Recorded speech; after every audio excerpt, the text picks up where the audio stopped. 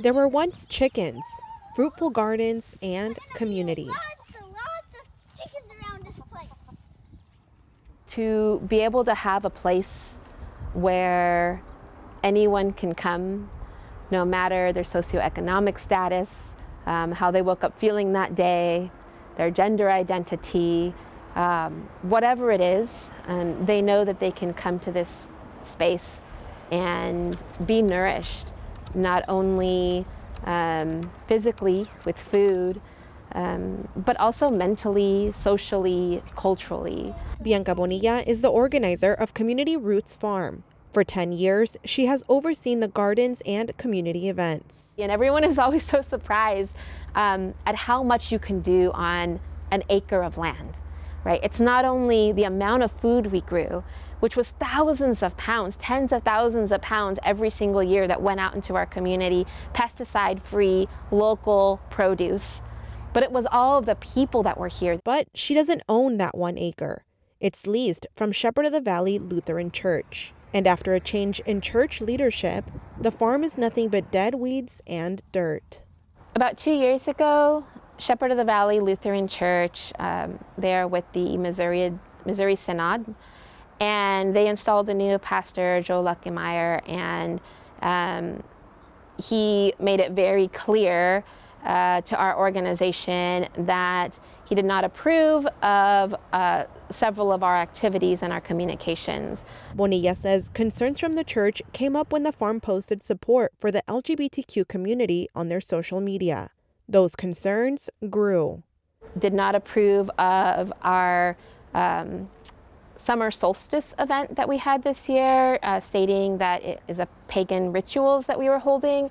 And then our Dia de los Muertos event are also deemed non-acceptable to be devil worshiping.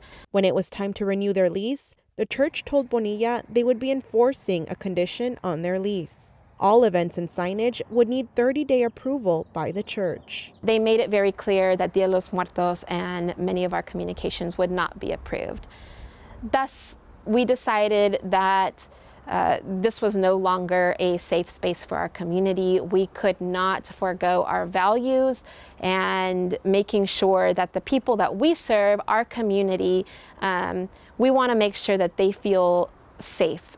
Pastor Joel Luckemeyer and the Shepherd of the Valley Lutheran Church declined an interview, but sent over a statement saying the farm's activity has expanded beyond growing and providing produce to advancing causes, which conflict with the biblical teachings of our congregation. The church also says it offered a new agreement, including event approval to make sure the property would not host events that expressly conflict with our mission and confession of faith.